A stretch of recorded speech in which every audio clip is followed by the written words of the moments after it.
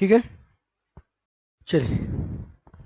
तो यहाँ पे दिख भी रहा है India most trusted learning platform. Offline के लिए हम लोग निश्चय में बैठते हैं, ऑनलाइन के लिए टॉपर्स लेन पे जाते हैं हम लोग।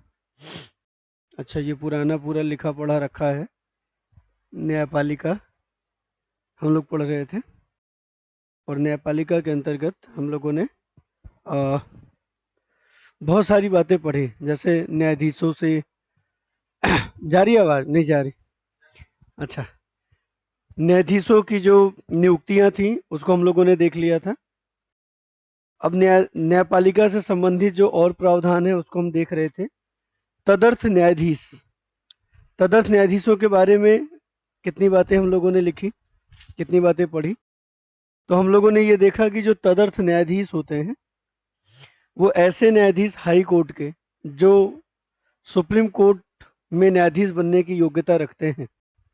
जब कभी सर्वोच्च न्यायालय का कोरम पूरा न हो रहा हो अथवा कार्यभार अप्रत्याशित ढंग से बढ़ गया हो, तो ऐसी दशा में हमारे सर्वोच्च न्यायालय के मुख्य न्यायाधीश के द्वारा राष्ट्रपति से पूर्व अनुमति या राष्ट्रपति से अनुमति लेकर ऐसे किसी न्यायाधीश को जो हाई कोर्ट का है सर्वोच्च न्यायालय में बैठने के लिए कह सकता है, सर्वोच्च न्यायालय में उपस्थित होने के लिए कह सकता है, सर्वोच्च न्यायालय में काम करने के लिए कह सकता है।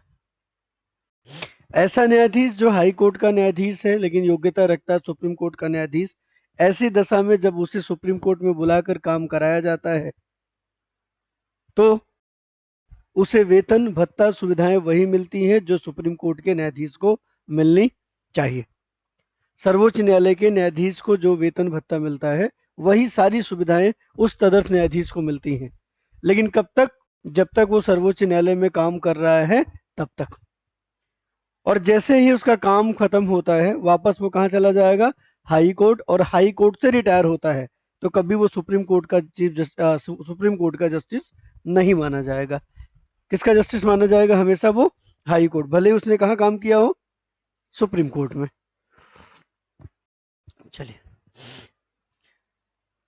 तो ये तदर्थ न्यायाधीश के बारे में बातें थी। इसके बाद हमारे व्यवस्था में अनुच्छेद 138 है, सॉरी अनुच्छेद 128 है। अभी जो आप लोगों ने तदर्थ न्यायाधीश लिखा था उसका अनुच्छेद कितना था? 127। कहीं नोट किया था? आर्टिकल 127। अगला है आर्टिकल 128, अनुच्छेद 28। देखो, सर्वोच्च न्यायालय से संबंधित व्यवस्था पढ़ते समय अनुच्छेदों का भी महत्व होता है।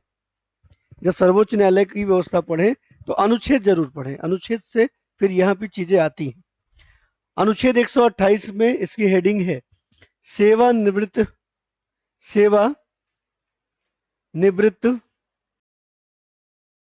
न्यायाधीशों का, सेवानिवृत्त न्यायाधीशों का सर्वोच्च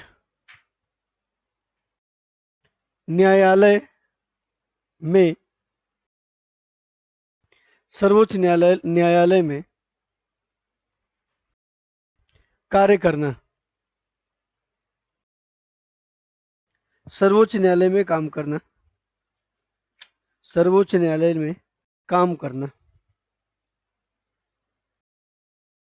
सर्वोच्च न्यायालय में काम करना। ठीक है, सेवानिवृत्त न्यायाधीशों का सर्वोच्च न्यायालय में काम करना। तो इसमें भी लिख सकते हैं जब कभी कोरम पूरा ना हो रहा हो या कार्यभार अप्रत्याशित ढंग से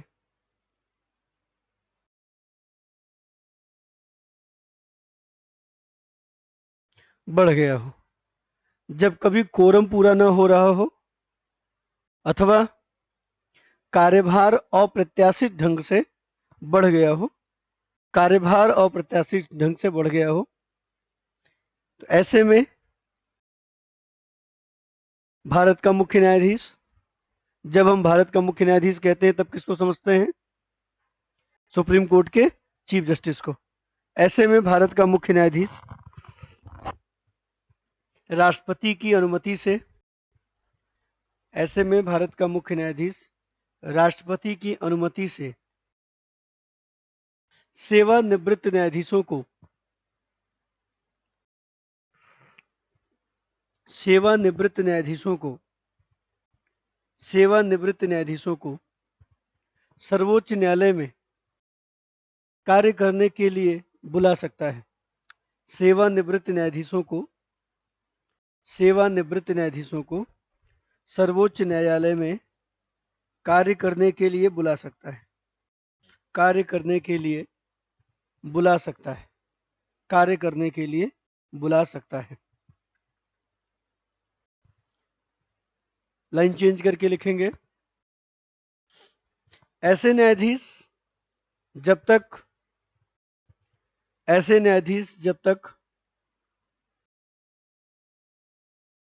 कार्यरत रहेंगे, ऐसे न्यायाधीश जब तक कार्यरत रहेंगे,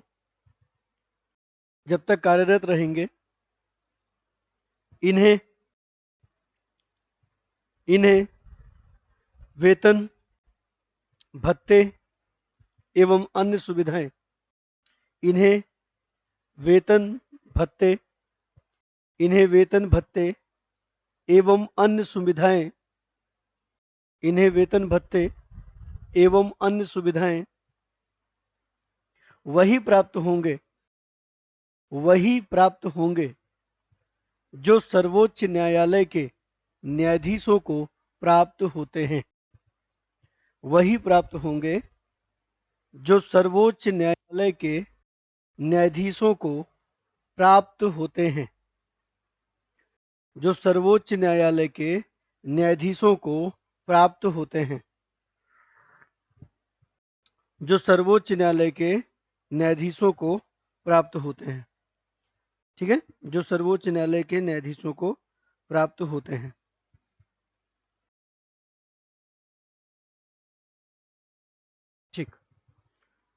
ठीक है, ये बात हो गई। मतलब यहां पर आप देखिए ऐसी व्यवस्था क्यों बताई गई है या ऐसी व्यवस्था की बात क्यों की गई है, क्योंकि सर्वोच्च न्यायालय की न्यायाधीशों की संख्या बहुत ही अल्प है ना, बहुत ही थोड़ी है, बहुत थोड़ी संख्या की व्यवस्था है। और ऐसी अपेक्षा की जा सकती है कि इसमें से कभी ऐसा हो सकता है कि बहुत सारे न्यायाधीश कोर्ट में उपस्थित न हो पाए। तो ऐसी दशा में क्या होगा, या दूसरा एक छोटी सी न्यायपालिकी व्यवस्था जो सुप्रीम कोर्ट की है, कुछ गिनती के लोगों को पूरे देश की जो न्याय प्रणाली है उसको चलाए रखने, बनाए रखने की जिम्मेदारी।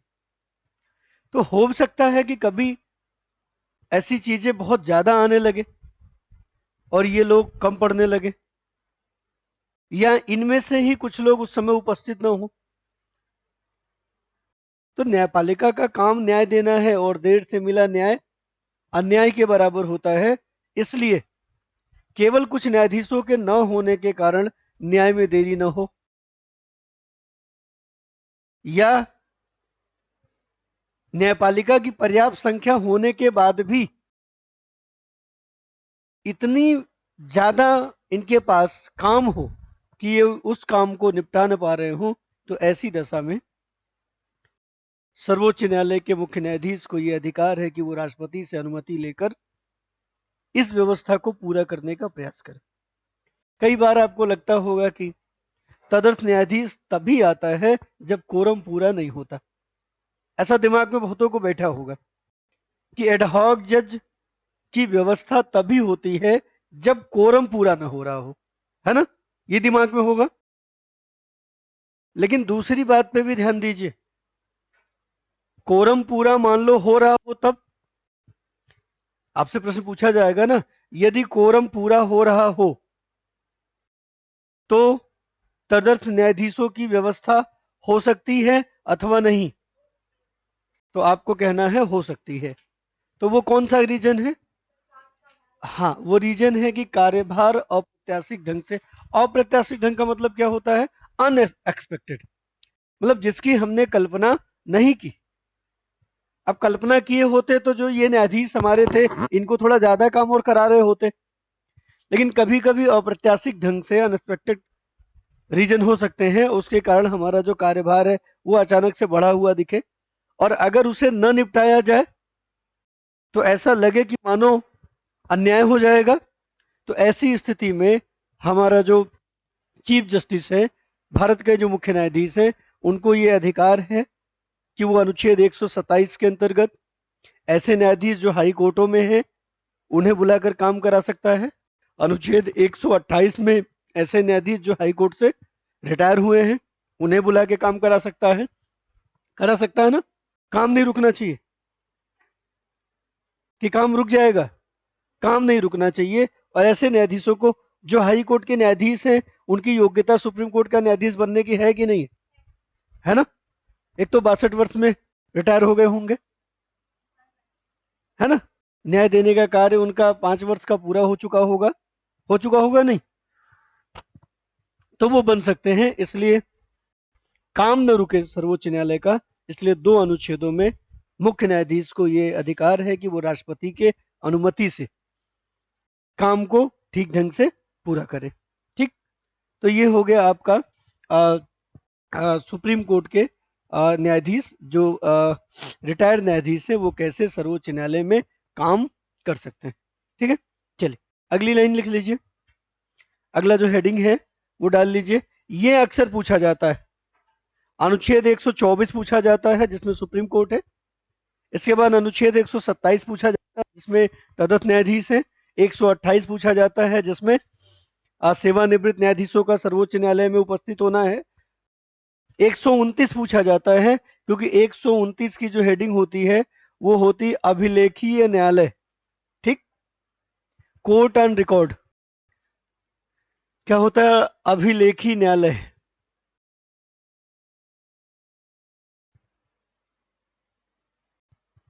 अभिलेखी न्यायालय। जब आप अपने लिखावट पे ध्यान देते हैं तो लिखावट सुंदर हो जाती है। जब आप बस लिखते हैं तो लिखावट खराब हो जाती है। और बहुत सारे लोग क्या है कि लिखते वक्त हमेशा ध्यान देते हैं, और जो लिखते वक्त हमेशा ध्यान देता है फिर वो हमेशा ध्यान देने की चीज आदत में आ जाती है, और जब वो आदत में आ जाती है तो पूरी व्यवस्था हमारी कैसी होने लगती है? सुंदर होने लगती है। कुछ लोग जब तक ध्यान देते हैं तब तक उनको लगता है कि चलो अच्छा लिख रहे हैं, फिर ध्यान देना बंद कर देते हैं, फिर उनकी राइटिंग जो है खराब होने लगती है।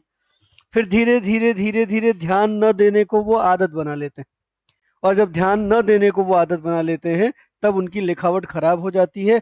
फिर वो सबसे यही कहते फिरते हैं कि सब तो हमारा ठीक है, बस लिख नहीं पाते अच्छा। नहीं, आपने अच्छा न लिखने को क्या बनाया? आदत, और आज बहाना बना रहे हो कि अच्छा लिख नहीं पाते। इसीलिए अगर आप अच्छा लिखना चाहते हैं तो ऐसे लोगों के पड़ोस में हमेशा बैठो जो अच्छा लिखते हो। नहीं, उससे क्या फायदा होता है? उससे हर 5 मिनट बाद आत्मग्लानि होती है उसकी कॉपी देख के कि हम भी तो लिख सकते हैं, और फिर एक एक शब्द चुराना शुरू करते हो, एक एक शब्द की नकल करना शुरू करते हो, फिर राइटिंग क्या हो जाती है आपकी? सुधर जाती है। इसलिए हमेशा जो भी थोड़ा कमजोर है उसे ऐसे व्यक्ति के बगल में बैठना चाहिए जो पढ़ने में तेज है। ट्रिक सीखो, आखिर करता क्या है, तेज है क्या, कैसे। कम अच्छा सुंदर लिखते हो, सुंदर वाले के पड़ोस में बैठो। खुद कम सुंदर हो तो सुंदर वाले के पड़ोस में बैठो, फिर पता लगेगा कि उसकी सुंदरता का राज क्या है ना? चुरा सकते हो, नहीं चुरा सकते हो? चले, तो अच्छा लिखिए, बहुत जरूरी है, अच्छा लिखना बहुत जरूरी है। चले, अभिलेखी न्यायालय। ठीक, और सारे लोगों ने खराब लिखना हम ही से सीखा होगा। बहुत सारे लोग तो सुंदर लिखते रहे होंगे, हमें देख देख के कैसा लिखने लगे? खराब लिखने लगे कि आप भी तो सर सीट कैसे लिख देते हो, है ना? चले, हम भी सुंदर लिखते हैं, है ना? हम भी सुंदर लिखें। हाँ, इस पे तो कहाँ लिखा जाएगा, नहीं। चलिए, अभिलेखी न्यायालय, प्रयास करते हैं कि सुंदर लिखें। अभिलेखी न्यायालय की बात है इसको कोर्ट ऑन रिकॉर्ड कहते हैं। जनरली इसका सामान्य अर्थ अगर देखें तो ऐसा कोर्ट, ऐसा न्यायालय जो अपने अभिलेखों को सुरक्षित रखता हो, है ना। अभिलेखी न्यायालय का मतलब तो यही होगा। कौन से अर्थ में? सामान्य अर्थ में। सामान्य अर्थ में लिख सकते हैं आप, लेकिन सामान्य अर्थ ठीक नहीं है। शाब्दिक अर्थ इसका क्या होगा अभिलेखी न्यायालय का? ऐसा न्यायालय जो अपने अभिलेखों को सुरक्षित लिखता हो। लिख लीजिए, लिख लीजिए कि जब कहें लिखो तभी लिखोगे। सामान्य अर्थों में, शाब्दिक अर्थों में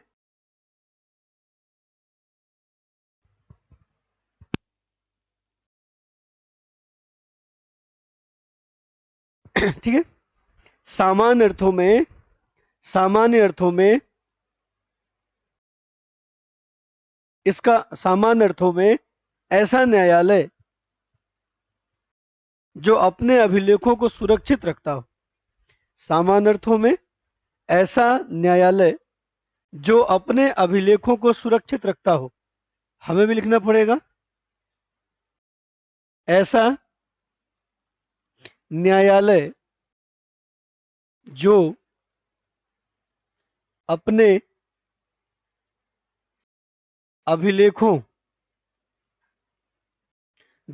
अभिलेखों को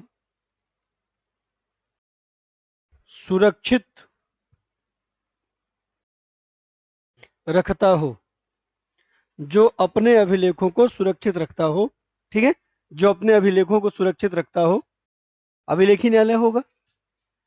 लेकिन अगर हम इसे ही अभिलेखी न्यायालय मान लें, सुरक्षित रखने को ही अगर हम अभिलेखी न्यायालय मान लें, तो ऐसी दशा में तो सारे न्यायालय अभिलेखी न्यायालय होंगे। कौन सा ऐसा न्यायालय है जो अपने अभिलेखों को सुरक्षित नहीं रखता? है कोई ऐसा न्यायालय? लोअर कोर्ट में भी अभिलेख सुरक्षित रहते हैं, हाई कोर्ट में भी, सुप्रीम कोर्ट में भी। तो पता लगा क्या सारे अभिलेखी न्यायालय हैं? अगर सारे अभिलेखी न्यायालय हैं तो हम फिर इतना इंपॉर्टेंस क्यों दे रहे हैं? अनुच्छेद लिखा था आप लोगों ने क्या? 129, 129। तो वास्तव में इसे अभिलेखी न्यायालय हम जब कहते हैं तो इसके पीछे हमारा एक तो दूसरा अर्थ होता है। अर्थ क्या है असल में? वास्तविक अर्थ क्या है? लिख लो, विशिष्ट नहीं। क्या लिख लेंगे?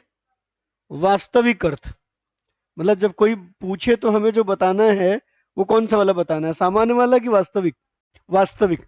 वास्तविक अर्थ है कि ऐसा न्यायालय, ऐसा न्यायालय जो अवमान के लिए, अवमान के लिए दंड देने का अधिकार रखता है, दंड देने का अधिकार रखता है। ऐसा न्यायालय जो अवमान के लिए दंड देने का अधिकार रखता है, जो अवमान के लिए दंड देने का अधिकार रखता है, अभिलेखी न्यायालय कहलाता है। वास्तविक बात यह है, वास्तविक बात यह है, ठीक है, जो वास्तविक है वो ये बात है कि जो अवमान के लिए दंड देने का अधिकार रखता है उसे हम अभिलेखी न्यायालय कहते हैं, अभिलेखी न्यायालय कहते हैं।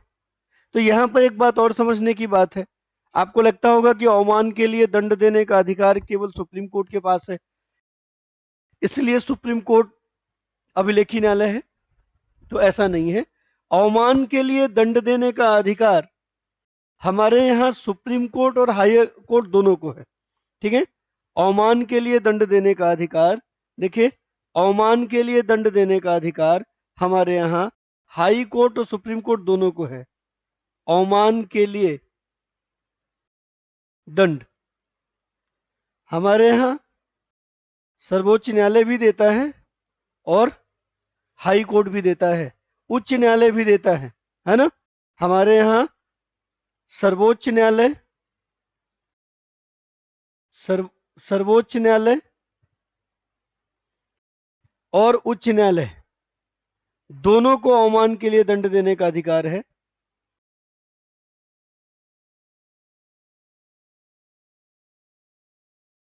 ठीक, दोनों ही अवमान के लिए दंड देते हैं। इसका मतलब दोनों ही क्या है, अभिलेखी न्यायालय है। हाँ, तो जब भी प्रश्न पूछा जाए तो आपको अभिलेखी न्यायालय में सुप्रीम कोर्ट और हाई कोर्ट दोनों को लगाना है। लेकिन जो हमारा सुप्रीम कोर्ट है वो अभिलेखी न्यायालय में थोड़ा विशिष्ट है। किससे? हाई कोर्ट से। क्यों? क्योंकि सर्वोच्च न्यायालय के द्वारा जो भी इसके आदेश हैं, जो इसके निर्णय हैं, जो इसकी डिक्रियां हैं, ये पूरे भारत राज्य क्षेत्र में साक्ष्य के रूप में प्रस्तुत की जा सकती हैं। साक्ष्य के रूप में प्रस्तुत की जाती है। ठीक है, जो भी इसके आदेश निर्णय होते हैं वो साक्ष्य के रूप में, एविडेंस के रूप में उसे अन्य न्यायालयों में उपस्थित किया जाता है किसी अन्य मुकदमे के सापेक्ष। लेकिन ऐसा हाई कोर्ट के निर्णयों के साथ नहीं होता। आप हाई कोर्ट के निर्णयों को एज ए एविडेंस नहीं प्रूफ करते हैं, क्योंकि हाई कोर्ट का निर्णय सुप्रीम नहीं। हाई कोर्ट का निर्णय बदल सकता है, किसके द्वारा? सुप्रीम कोर्ट के द्वारा। लेकिन सुप्रीम कोर्ट का निर्णय नहीं बदलेगा ना, क्योंकि सुप्रीम कोर्ट अंतिम अपीली न्यायालय है। लास्ट जो हमारे पास शिखर का अपीलेंट कोर्ट है, अपीली न्यायालय है, वो कौन है? Supreme court. तो सुप्रीम कोर्ट ने जो आदेश दे दिया उसे रेफरेंस के तौर पे हमारे वकीलों के द्वारा अन्य कोर्टों में उपयोग किया जाता है। जैसे वो रेफरेंस देते हैं कि ये बनाम इस वाद संख्या ईयर इतना में ऐसे ही मामले में सुप्रीम कोर्ट ने इसी प्रकृति के मामले में इतने दिन की सजा निर्धारित की है, लिहाजा आपको भी मेरे मुवक्किल के साथ सुप्रीम कोर्ट के इस आदेश का रेफरेंस रखते हुए इससे अधिक सजा नहीं सुनाई जानी चाहिए। फिर लोअर कोर्ट का न्यायाधीश, अच्छा ये भी बात है, फिर वो भी जाके पढ़ता है वो वाला कि ऐसा ही था कि वकील झूठा है, बस बहला फुसला रहा है, तो वो भी जाके पढ़ता है, साम्यता देखता है, प्रकृति देखता है और उसे लगता है ऐसा है, तो वो सुप्रीम कोर्ट के फैसलों के अगेंस्ट नहीं जाता है, क्योंकि उसका रेफरेंसी, क्योंकि हम जानते हैं कि हमारे यहाँ सर्वोच्च न्यायालय के निर्णय कानून के रूप में प्रसारित हो जाते हैं, हो जाता है ना। सुप्रीम कोर्ट ने एक निर्णय दिया कि 2 वर्ष या उससे अधिक सजा पाया हुआ व्यक्ति चुनाव लड़ने के योग्य नहीं है, और जो चुनाव जीत चुका है वो अपने पद पे रहने के योग्य नहीं है। अचानक से जितने सांसद, विधायक, प्रधान, पार्षद, मेयर, जितने भी इलेक्टेड पोस्ट थे उस पर जिसको भी 2 साल से अधिक की सजा थी, उनकी तुरंत की तुरंत सीटें क्या हो गई? खत्म, पद से खत्म। कानून जैसा काम करता है। तो कोई भी निर्णय जो है सुप्रीम कोर्ट का, उसका रेफरेंस एक कानून के बराबर है। इसलिए जो न्यायाधीश हैं वो उसको ध्यान में रखते हुए उसे कानून मान के, उसे स्टैंडर्ड मानक मान के तब अपना निर्णय देते हैं। लेकिन ऐसा हाई कोर्ट के निर्णयों के साथ नहीं है। तो जब भी अभिलेखी न्यायालय की बात होगी तो अभिलेखी न्यायालय में जो आर्टिकल 1 to 9 जो सुप्रीम कोर्ट के लिए अभिलेखी न्यायालय का आधार है, वो हाई कोर्ट के अभिलेखी न्यायालय से थोड़ा सा क्या है? मजबूत है, थोड़ा सा ज्यादा परिपक्व है। ठीक, लेकिन है दोनों ही अभिलेखी न्यायालय, क्योंकि अवमान के लिए कोर्ट ऑफ कंडक्ट करने का अधिकार सुप्रीम कोर्ट को भी है और हाई कोर्ट को भी है। इसलिए सुप्रीम कोर्ट और हाई कोर्ट दोनों ही क्या है? अभिलेखी न्यायालय हैं। दोनों ही अभिलेखी न्यायालय हैं। ठीक, कोई लोअर कोर्ट पूछेगा तब लोअर कोर्ट अभिलेखी न्यायालय नहीं। कुछ और बातें छोटे छोटे हैं, फैक्ट अक्सर आपसे पूछ लिया जाता है, कुछ छोटे छोटे फैक्ट हैं अक्सर पूछ लिया जाता है, तो उसको भी हम लोग देख लेते हैं। जैसे जैसे सर्वोच्च न्यायालय जो है उसके न्यायाधीश के हटाने की व्यवस्था क्या है ना? सुप्रीम कोर्ट के न्यायाधीशों की योग्यता तो हमने पढ़ ली थी, योग्यता पढ़ ली थी ना। ये हटते कैसे हैं? सर्वोच्च न्यायालय के जो न्यायाधीश हैं ये हटाए कैसे जाते हैं? सर्वोच्च न्यायालय के न्यायाधीश हटाए कैसे जाते हैं? तो यहां पर सीधे सीधे हम क्या पढ़ लें? इनका कार्यकाल पढ़ लें ना, कार्यकाल पढ़ लें, टेन्योर पढ़ लें। कार्यकाल। कार्यकाल इनका क्या होता है? 65 वर्ष की आयु तक पद धारण करते हैं।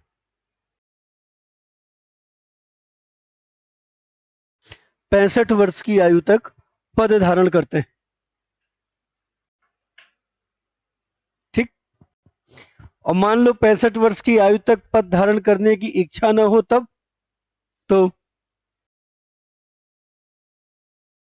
राष्ट्रपति को संबोधित त्यागपत्र द्वारा पदत्याग कर सकता है, या सकते हैं, या पदत्याग कर सकता है।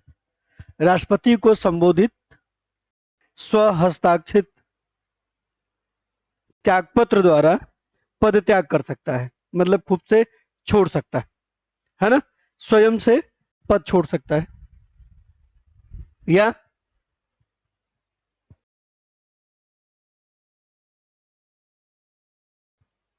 संसद द्वारा महाभियोग जैसी प्रक्रिया द्वारा हटाया जा सकता है। ठीक है। 65 वर्ष की आयु तक पद धारण करते हैं। राष्ट्रपति को संबोधित त्यागपत्र द्वारा पदत्याग कर सकता है। संसद द्वारा महाभियोग जैसी, महाभियोग नहीं, इंपीचमेंट नहीं, महाभियोग जैसी प्रक्रिया के द्वारा हटाया जा सकता है। महाभियोग और महाभियोग जैसी प्रक्रिया में अंतर है। महाभियोग आर्टिकल किसमें है? 61 में है, अनुच्छेद 61 में। और महाभियोग जैसी प्रक्रिया आर्टिकल 124 के 4 में है। ठीक। महाभियोग जैसी प्रक्रिया अनुच्छेद 124 के 4 में है, जबकि महाभियोग अनुच्छेद 61 के अंतर्गत है। इसका मतलब यदि अनुच्छेद 61 की बात होती, अगर अनुच्छेद 61 होता तो महाभियोग होता, और अगर अनुच्छेद 61 नहीं है तो इसका मतलब है महाभियोग नहीं है। तो वो है क्या? महाभियोग जैसी प्रक्रिया, इंपीचमेंट टाइप प्रोसेस। तो टाइप प्रोसेस का मतलब क्या है? एक अमरेंद्र सर है और एक अमरेंद्र सर के जैसा दूसरे हैं। एक शाहरुख खान है, एक शाहरुख खान के जैसा है। एक आप लोग हैं, एक आप लोगों के जैसे हैं। क्या कुछ लोग आप लोगों के जैसे होंगे? क्योंकि कहा जाता है कि एक जैसे 7 लोग होते हैं, 7 जन्म वाले। मतलब 7 जन्म यहीं भटकना है, उसके बाद देखना है, तो वो 7 होंगे ना यहीं कहीं। तो वो 7 क्या आप हो? आपके जैसे हैं सब? सबके सब जैसे हैं, मतलब सब डुप्लीकेट ही। हर आदमी अपने रूप में ओरिजिनल है, बाकी उसके जैसा हो सकता है, वही नहीं हो सकता। वही केवल मूवियों में हो सकता है, जब एक ही आदमी दोहरी जिंदगी जी रहा हो। नहीं, गोविंदा वाली मूवी देखी होगी आप लोगों ने। चल, नहीं देखते पुरानी पिक्चर आप देखते हो? अच्छा, एक ही व्यक्ति 2 हो जाता है। ठीक। अच्छा। संसद द्वारा महाभियोग जैसी प्रक्रिया द्वारा उसे क्या कर सकते हैं? हटा सकते हैं। अब ये महाभियोग की प्रक्रिया थोड़ी समझनी होगी, क्योंकि महाभियोग की प्रक्रिया तो हमने देखा, लेकिन महाभियोग जैसी प्रक्रिया में क्या होता है? तो महाभियोग प्रक्रिया और महाभियोग जैसी प्रक्रिया में कोई खास अंतर नहीं है। या तो हम महाभियोग जैसी प्रक्रिया पढ़ें, या महाभियोग प्रक्रिया पढ़ें, या दोनों को साथ साथ पढ़ें। क्या करें? दोनों को साथ साथ पढ़ें। हाँ, दोनों को एक साथ पढ़ें तो शायद आपको पता लगे कि दोनों में अंतर क्या है। ठीक है। तो ये मैंने 20 से डिवाइड कर दिया पेज, और एक तरफ है महाभियोग। ठीक है, क्या है? महाभियोग। और दूसरी तरफ है महाभियोग जैसी प्रक्रिया। ठीक, तो हम कह सकते हैं कि महाभियोग इसलिए महाभियोग है क्योंकि अनुच्छेद 61 में महाभियोग है। और अगर अनुच्छेद 61 महाभियोग है तो अनुच्छेद 124 का 4 कुछ और हो सकता है, महाभियोग के जैसा हो सकता है, महाभियोग नहीं हो सकता। और अगर 124 वाली बात पहले आती तो हम मान लेते पहला वाला महाभियोग है, लेकिन 124 का 4 61 के बाद है, मतलब 61 महाभियोग है, तो 124 का 4 महाभियोग के जैसी प्रक्रिया है। ध्यान रखना, महाभियोग के अंतर्गत केवल और केवल राष्ट्रपति इसके दायरे में आता है। इसका मतलब महाभियोग से कौन हटाया जाता है? राष्ट्रपति। लेकिन महाभियोग जैसी प्रक्रिया से कौन नहीं हटाया जाएगा? राष्ट्रपति। और कौन हटाया जाएगा? बहुत से लोग पहले तो सर्वोच्च न्यायालय का न्यायाधीश हटाया जाएगा। कौन हटाया जाएगा? सर्वोच्च न्यायालय का न्यायाधीश। इसके अतिरिक्त वो सारे लोग हटाए जाएंगे जिनके हटाने के साथ ये नोटेड है कि ये सर्वोच्च न्यायालय के न्यायाधीश के जैसे हटाए जाएंगे। जैसे उच्च न्यायालय का न्यायाधीश, उच्च न्यायालय का न्यायाधीश, उच्च न्यायालय का न्यायाधीश। उच्च न्यायालय के न्यायाधीश के संबंध में क्या लिखा है कि ये वैसे ही हटाए जाएंगे जैसे सुप्रीम कोर्ट का न्यायाधीश। अब आपको कभी कंफ्यूज किया जा सकता है कि हाई कोर्ट का न्यायाधीश कौन से अनुच्छेद में हटाया जाता है। तो आप सोचते होंगे कि सुप्रीम कोर्ट का 124 के 4 में होगा, तो हाई कोर्ट का 214 के 4 में होगा, क्योंकि हाई कोर्ट और सुप्रीम कोर्ट 124 में है और हाई कोर्ट किस में है? 214 में है। उच्च न्यायालय कौन सा अनुच्छेद में है? 214। और सुप्रीम कोर्ट किस में है? 124। भले ही हाई कोर्ट की बात कहां है? 214 में, लेकिन उसके न्यायाधीशों को हटाया किस में जाएगा? 124 के 4 में। इसके अलावा जो हमारा नियंत्रक महालेखा परीक्षक है, क्या कहते हैं अंग्रेजी में इसको? Comptroller auditor general, CAG. जो सीएजी है हमारा, कैग, इसको भी जब पढ़ते हैं तो लिखा रहता है कि इसको भी वैसे ही हटाया जाएगा जैसे सुप्रीम कोर्ट का न्यायाधीश। कैग भी 124 के 4 में जाएगा। संघ लोक सेवा आयोग का अध्यक्ष और सदस्य है ना, यूपीएससी का जो अध्यक्ष है, सदस्य हैं, उनके संबंध में ही वही लिखा है क्या कि कैसे हटाए जाएंगे? जैसे सर्वोच्च न्यायालय का न्यायाधीश।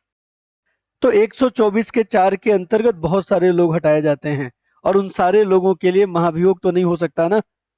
महाभियोग केवल किसके लिए है? राष्ट्रपति। जब कभी पूछा जाए कि निम्न पदाधिकारियों में से महाभियोग किस पे लगता है, तो क्या चुनेंगे? केवल राष्ट्रपति। उसमें लिखा रहेगा केवल राष्ट्रपति, केवल सुप्रीम कोर्ट का न्यायाधीश, सुप्रीम कोर्ट हाई कोर्ट का न्यायाधीश, सुप्रीम कोर्ट हाई कोर्ट और अन्य संवैधानिक पदाधिकारी।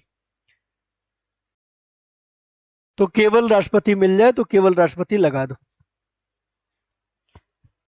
लेकिन विकल्प में राष्ट्रपति हो, चीफ जस्टिस हो, हाई कोर्ट जस्टिस हो और नियंत्रक महालेखा परीक्षक हो, और नीचे विकल्प में केवल एक सही ना हो, मतलब नीचे विकल्प में ये ना लिखा हो कि केवल राष्ट्रपति, तो आप समझ जाएं कि ये महाभियोग नहीं पूछ रहा। क्या पूछ रहा है? महाभियोग के जैसा पूछ रहा, या ये महाभियोग शब्द किस पे लागू होता है उनको पूछ रहा। तो महाभियोग तो राष्ट्रपति पे भी लागू हो रहा है और बाकी सब पे। तो उपयुक्त सभी लगा देना। कभी भी ये इतना क्लेरिफाई करके नहीं पूछेगा कि महाभियोग की प्रक्रिया या महाभियोग के जैसी प्रक्रिया। विकल्प देख के आपको निकालना होगा कि एक्चुअल में 61 पूछ रहा है या 124 का 4 पूछ रहा है। ठीक है, एक्चुअल में 61 पूछ रहा है तो उसमें एक विकल्प होगा केवल राष्ट्रपति, और अगर 124 का 4 पूछ रहा है तो इसका मतलब राष्ट्रपति नहीं भी है, ध्यान रखना। इसका मतलब महाभियोग जैसी प्रक्रिया पूछ रहा है। और अगर विकल्प आपका मिल जाता है 124 के 4 वाला, तो राष्ट्रपति को बाहर करके भी आप उत्तर दे सकते हैं। ठीक, और तब भी गलत हो जाए, आयोग गलत मान ले, तो आयोग को क्लेम कर सकते हैं कि भाई ठीक ठीक प्रश्न पूछा करो, ऐसे गोल गोल पूछोगे और दो दो उत्तर निकलेगा तो फिर बात तो गलत होगी ना। इस बार भी यूपी पीसीएस के पेपर में 14 प्रश्नों पे आपत्ति है लोगों को, और 14 प्रश्नों में अगर सुधार हुआ तो कितनों के रिजल्ट बिगड़ जाएंगे जो अभी मुख्य परीक्षा की तैयारी करने लगे हैं कि हम पार हो रहे हैं। नहीं, 2 4 5 प्रश्नों से पार हो रहे हैं, पता लगा 14 प्रश्नों का ऊपर नीचे हो जाए, बहुतों के बिगड़े रिजल्ट सुधर जाएंगे और सुधरों के बिगड़ जाएंगे। महाभियोग की बात करें तो महाभियोग में नहीं, सुप्रीम कोर्ट का न्यायाधीश में सब, सीजेआई भी और न्यायाधीश भी। हाई कोर्ट के न्यायाधीश का मतलब सब, हाई कोर्ट का चीफ जस्टिस भी और हाई कोर्ट का। ठीक, देखिए महाभियोग जब आर्टिकल 61 वाला होता है राष्ट्रपति पे, तो ऐसे में लोकसभा हो या राज्यसभा हो, अपने कुल सदस्य का 1/4 सदस्य इस आशय का प्रस्ताव लाते हैं। ठीक, दोनों में, अगर राज्यसभा में ये आ रहा है तो राज्यसभा की जितनी सदस्य संख्या है उनका 1/4 मेंबर इस प्रकार के प्रस्ताव को साइन करके और सभापति को देंगे। लोकसभा में भी है तो भी उनके कुल मेंबर का 1/4। लेकिन जब ये महाभियोग जैसी प्रक्रिया की बात होती है तो अगर वो लोकसभा में लाया जा रहा है, लोकसभा में, तो 100 सदस्य इस प्रस्ताव को लेकर आएंगे, और राज्यसभा में लाया जा रहा है अगर, तो 50 सदस्य इस प्रस्ताव को ला सकते हैं। ठीक है, आई बात समझ में कि अगर ये इम्पीचमेंट है तो 1/4 मेंबर उस प्रस्ताव पे साइन करेंगे और सभापति को या अध्यक्ष को देंगे।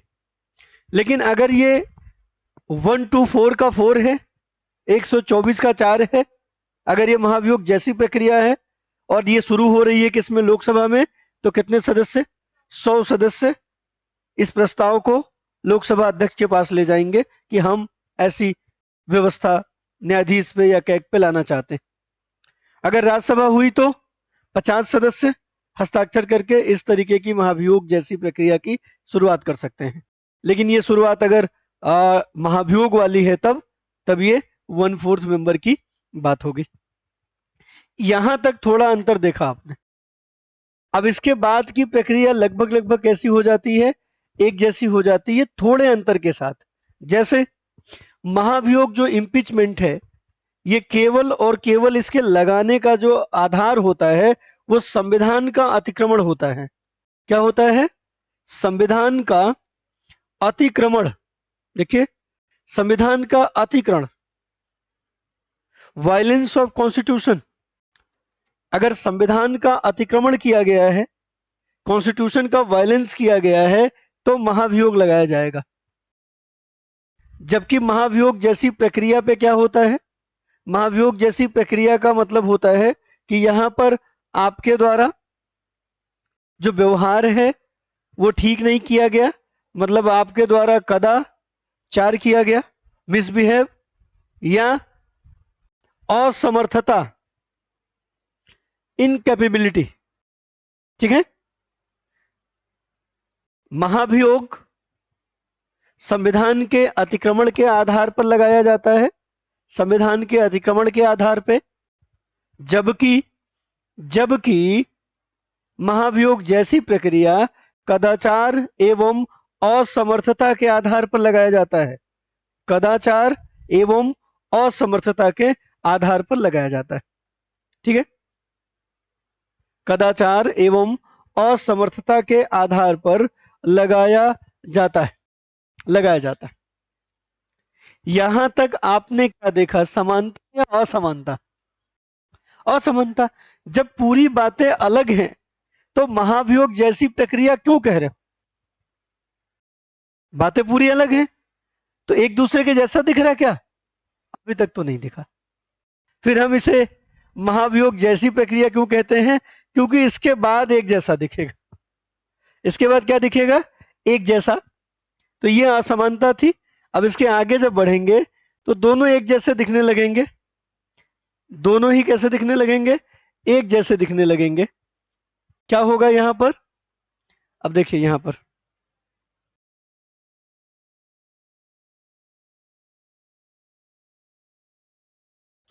अब यहां पर एक जैसे दिखने लगेंगे, या कह लें तो इसके आगे लिखना ही नहीं चाहिए, क्योंकि अब अगर अध्यक्ष या सभापति ने प्रस्ताव स्वीकार कर लिया तो सर्वोच्च न्यायालय के न्यायाधीशों से मिलाकर एक कमेटी बनाई जाएगी जो इस बात की जांच करेगी कि वास्तव में वायलेंस हुआ है कि नहीं, वास्तव में कदाचार या असमर्थता है कि नहीं। एक ही बात हो गई ना। दूसरी बात कि ये जो प्रस्ताव 1/4 मेंबर लेकर आते हैं सभापति के पास, या ये जो मेंबर 100 या 50 मेंबर जो सभापति के पास लेकर आते हैं, सभापति के पास ये स्वविवेक है कि वो उस प्रस्ताव को एक्सेप्ट करे या रिजेक्ट करे। प्रस्ताव को स्वीकार करना अस्वीकार करना सभापति का विवेकाधिकार होता है। ऐसे ही ये जो 1/4 मेंबर या 100 सदस्य अध्यक्ष के पास प्रस्ताव लेकर आ रहे हैं, बात समझ में आ रही? जब सभापति कह रहे हैं तो राज्यसभा समझ रहे हो आप, जब अध्यक्ष कह रहे हैं तो लोकसभा समझ रहे हो आप, जब सभापति कह रहे हैं तो 50 मेंबर, जब लोकसभा अध्यक्ष कह रहे हैं तब 100 मेंबर। ये जो प्रस्ताव लेकर आए हैं उस प्रस्ताव को स्वीकार अस्वीकार करना अध्यक्ष का स्वविवेक है। यदि अध्यक्ष ने अस्वीकार कर दिया, सभापति ने अस्वीकार कर दिया, तो ये व्यवस्था यहीं से खत्म। ये चाहे महाभियोग हो और चाहे महाभियोग के जैसी प्रक्रिया हो, यही बंद हो जाती है। लेकिन अगर एक्सेप्ट हो गया तो फिर न्यायालय से मिलाकर एक कमेटी बनाई जाएगी जो इस बात की जांच करेगी, अगर महाभियोग के संबंध में है तो जांच करेगी कि संविधान का वायलेंस हुआ है कि नहीं, संविधान का अतिक्रमण हुआ है कि नहीं। अगर ये अन्य पदाधिकारियों के संबंध में है, मतलब महाभियोग के जैसी है, तो क्या पता लगाएंगे कि कदाचार हुआ है कि नहीं, या असमर्थता है कि नहीं, मिसबिहेव है कि नहीं, इनकैपेबिलिटी है कि नहीं।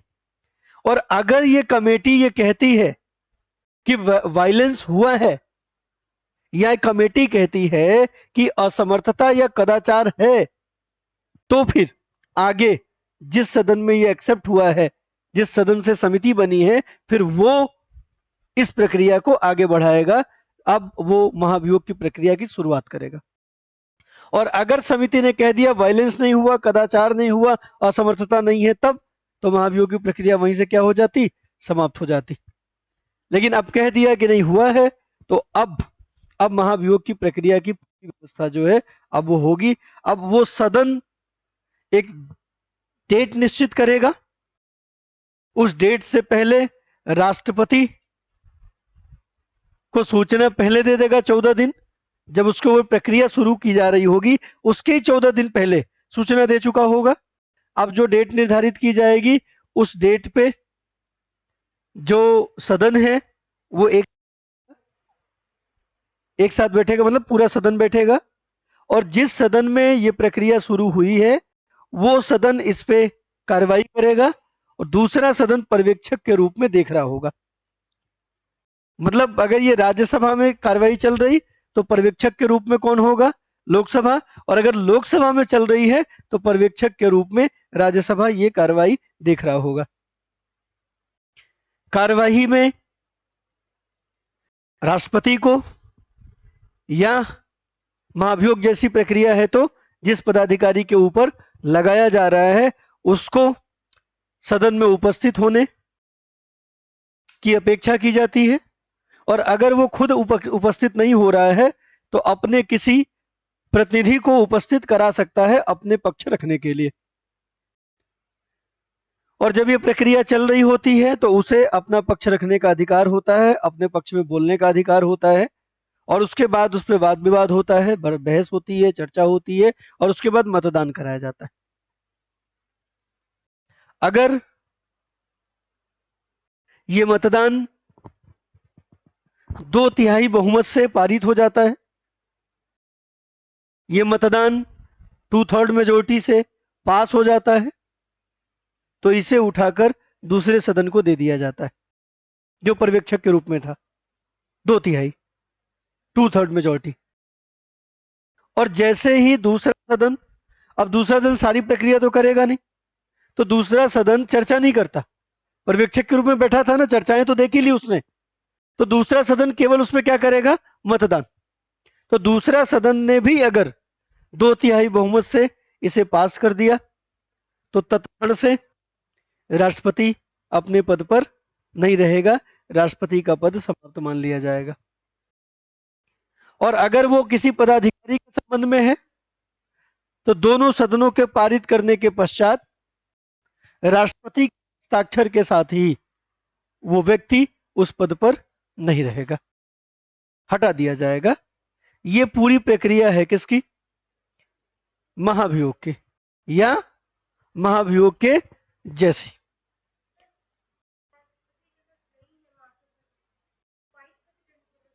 राष्ट्रपति वहां क्यों नहीं उपस्थित होगा,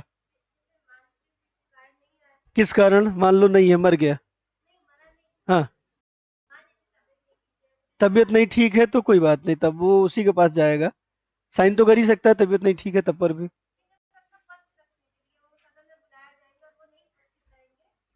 तो कोई प्रतिनिधि भेजेगा, उपराष्ट्रपति नहीं, उपराष्ट्रपति प्रतिनिधि नहीं होगा, वो तो अलग पद है। अपने प्रतिनिधि के रूप में किसी भी व्यक्ति को, किसी वकील को, जनरली हम किसको रिप्रेजेंटेटिव बताते हैं, वकील को ना, और कोई बनने लायक है, वकील के अलावा आपका पक्ष कौन रख पाएगा, कोई नहीं, ऐसा ही भेजते हैं हम लोग। ठीक, ठीक है, महाभियोग की प्रक्रिया समझ में आ गई। समानता वाला लिखना है, अपने से लिख लेना कि आगे क्या होगा, ठीक, चले। तो ये महाभियोग जैसा वो हो गया। आगे अगली जो बात है,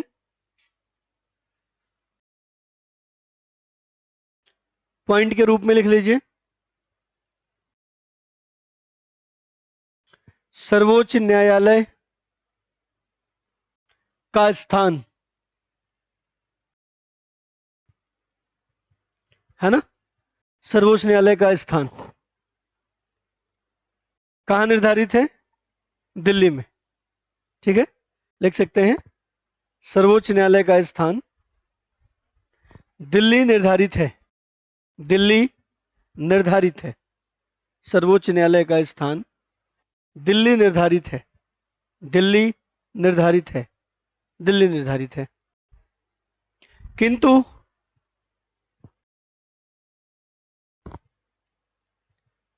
यह भी लिखा है, किंतु यह भी लिखा है, किंतु यह भी लिखा है, यह भी लिखा है,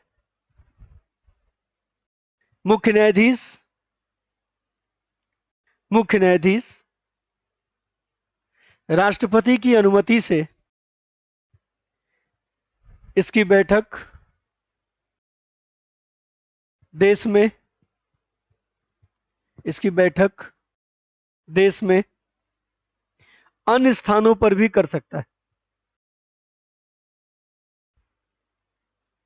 इसकी बैठक देश में अन्य स्थानों पर भी कर सकता है, अन्य स्थानों पर भी कर सकता है, अन्य स्थानों पर भी कर सकता है, ठीक है। और अभी तक शायद 2 बार ऐसा किया भी गया है, अभी तक शायद 2 बार ऐसा किया भी गया है। अन्य स्थानों पर। ठीक, अगला।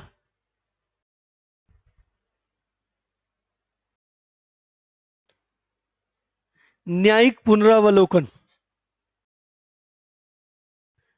न्यायिक पुनरावलोकन 137।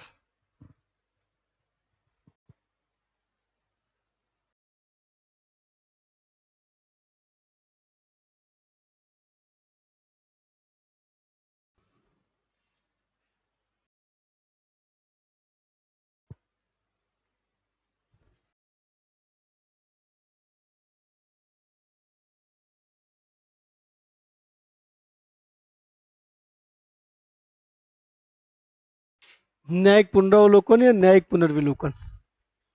ठीक, न्यायिक पुनरावलोकन या न्यायिक पुनर्विलोकन 137 लिखिए। सर्वोच्च न्यायालय को अपने ही दिए गए निर्णयों की जांच करने, सर्वोच्च न्यायालय को अपने ही दिए निर्णयों की जांच करने, अपने ही दिए गए निर्णयों की जांच करने, अपने ही दिए गए निर्णयों की जांच करने एवं जांच करने एवं बदलाव करने का अधिकार है।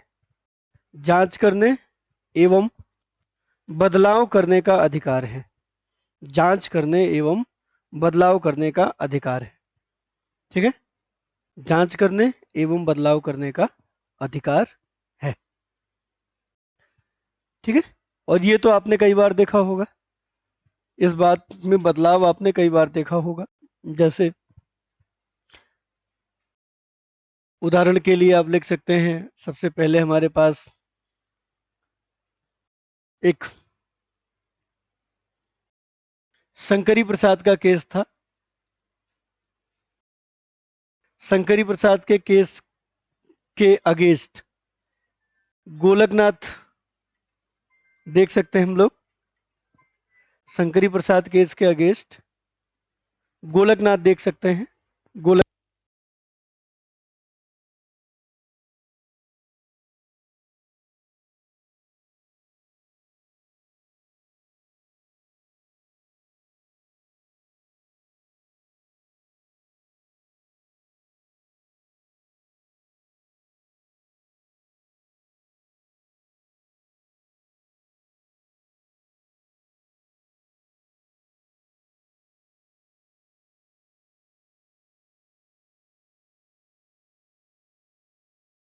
चल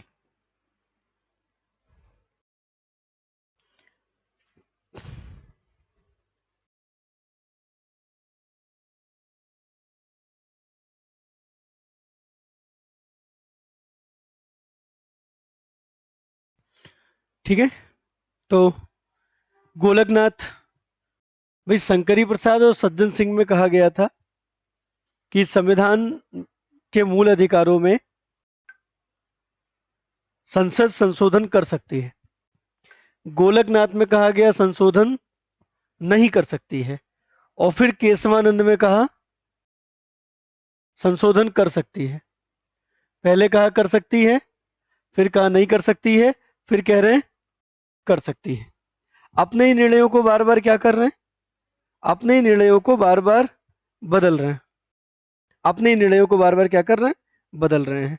ठीक है, अपने ही निर्णयों को बार बार बदल रहे हैं। तो ये 137 के अंतर्गत हमारे सर्वोच्च न्यायालय को ये जो है अधिकार मिला हुआ है कि वो अपने निर्णय को क्या कर सके, बदल सके। ठीक है, इसके अलावा एक अनुच्छेद है जो आपको आना चाहिए, 139 139। हमने कहा था कुछ अनुच्छेद महत्वपूर्ण है सर्वोच्च न्यायालय के संबंध में। 139 139 क्या करता है, सर्वोच्च न्यायालय को क्या लिखेंगे, सर्वोच्च न्यायालय को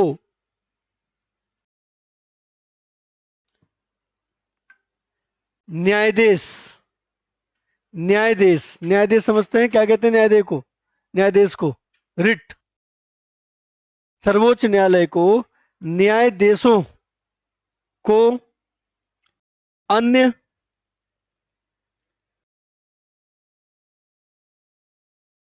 अन्य के लिए उपयोग करना। सर्वोच्च न्यायालय को रिटों को अन्यों के लिए या अन्य के लिए उपयोग करना, ये अधिकार देता है। मतलब ये कहता है कि अगर 139 को 32 के साथ मिलाकर पढ़ा जाए, 139 को 32 के साथ मिलाकर पढ़ा जाए तो ये 226 हो जाता है। नहीं बात आई समझ में? लिख लो तब बताएं। अनुच्छेद 139 को 32 के साथ मिलाकर पढ़ने पर सुप्रीम कोर्ट को यह अधिकार मिलता है कि वह, नोट कर लीजिए, अनुच्छेद 139 को 32 के साथ मिलाकर पढ़ने पर सर्वोच्च न्यायालय को यह अधिकार मिलता है कि वह रिटों का प्रयोग मौलिक अधिकारों के अतिरिक्त अन्य मामलों में भी कर सके। मौलिक अधिकारों के अतिरिक्त अन्य मामलों में भी कर सके। ठीक है, तो 139 + 32 = 226 होता है, नहीं होता है? कई बार प्लेटो चिल्लाता मिला कि गणित का ज्ञान ही सत्य है, गणित सत्य है। लेकिन आप देखो यहां गणित का ज्ञान सत्य नहीं है। 139 + 32 226 हो गया, लेकिन असल में होता नहीं है। तो गणित तब तक सत्य है जब तक वो गणित में है। क्या समझते? गणित का ज्ञान तब तक सत्य है जब तक वो गणित में है, मतलब जब तक वो मूर्त में है। और जैसे ही हम गणित के ज्ञान को व्यवहार में डालते हैं, गणित का ज्ञान गड़बड़ा जाता है। अक्सर हम लोग देखते हैं फेसबुक पे और जगह, एक प्रश्न आता है, मेरे पास 100 रुपया था, मैंने इतना खर्च किया, इतना दिया, अब मेरे पास कितना बचेगा? या बता रहा मेरे पास इतना बचा है। आप जोड़ घटाना करोगे तो 10 रुपए का अंतर आएगा। और वो 10 रुपया दिख भी रहा है कि यार खर्च हुआ है, फिर दिखेगा कि खर्च नहीं हुआ, अपने पास बचा नहीं। वो गणित का व्यवहारिक प्रयोग में गणित गड़बड़ा जाती है। जैसे गणित कहती है कि 1 + 1 2 होता है ना, या 3 + 2 5 होता है। व्यवहार में 3 + 2 5 हो जरूरी नहीं। 3 + 2 = 1 नहीं होता, नहीं होता, होता है। आप कुछ मत करो, 3 बूंद पानी लाओ और दूसरे चीज से 2 बूंद पानी लाओ और 3 बूंद + 2 बूंद जोड़ो, कितना बन जाएगा? 1 बूंद। नहीं, 3 बूंद पानी + 2 बूंद पानी बराबर 1 बूंद पानी।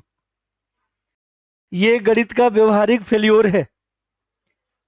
नहीं, 1 बाघ + 3 बकरी बराबर 1 बाघ। हाँ, एक पिजड़े में 1 बाघ रख दो, फिर 3 बकरी रख दो, फिर गिनती गिनो थोड़ी बार जाके, तो 3 + 1 = 1। ये व्यवहारिक ज्ञान है, व्यवहारिक गणित है। जो गणित गड़बड़ा जाती है कहाँ आके? व्यवहार में। तो सिद्धांत तक तो गणित सत्य था, और प्लेटो जो कह रहा था सिद्धांत में गणित सत्य है, वाकई में सत्य थी, है ना। लेकिन व्यवहार में गणित क्या हो जाती है? गड़बड़ हो जाती है। इसीलिए प्लेटो का सिद्धांत कभी व्यवहार में नहीं आया। और प्लेटो को हम लोग क्या कहते रहे? अफलातून, उटोपिया। ये हम लगातार प्लेटो को कहते रहे, ठीक, लगातार प्लेटो को हम उटोपिया, अफलातून कहते रहे, जबकि प्लेटो वाकई में गणित के रूप में सत्य था, लेकिन व्यवहार में उसकी सत्यता कैसी थी? ऐसी थी क्योंकि उसको लगता था कि 3 + 3 = 6 होगा, और यहाँ 3 + 3 = 1 हो जाता। हो जाएगा, एक नहीं हो जाएगा, हो जाएगा। तो इसलिए ज्ञान उसका गड़बड़ा गया था। देखो 139 + 32 = 226। 226 में क्या है, जो हमारा हाई कोर्ट है, हाई कोर्ट, हाई कोर्ट भी रिटों को जारी करता है। कौन सी रिटें? वही 5 रिटें। और सुप्रीम कोर्ट भी उन 5 रिटों को जारी करता है। तो रिटों को जारी करने का जो अधिकार है, रिटों को जारी करने का जो अधिकार है, वो सुप्रीम कोर्ट को कौन सा अनुच्छेद में मिला हुआ है? 32 में। ठीक, देखिए हमारा सुप्रीम कोर्ट अनुच्छेद 32 में, अनुच्छेद 32 में रिटों को जारी करता है। अभी बात समझ में आ जाएगी। और हमारा जो हाई कोर्ट है, उच्च न्यायालय, वो अनुच्छेद 226 में रिटों को जारी करता है। ठीक, लेकिन दोनों में अंतर क्या है? अनुच्छेद 32 के अंतर्गत जो सुप्रीम कोर्ट, सर्वोच्च न्यायालय रिटों को जारी करता है, वो केवल मूल अधिकारों के संबंध में जारी करता है। किसके? मूल अधिकारों के संबंध में।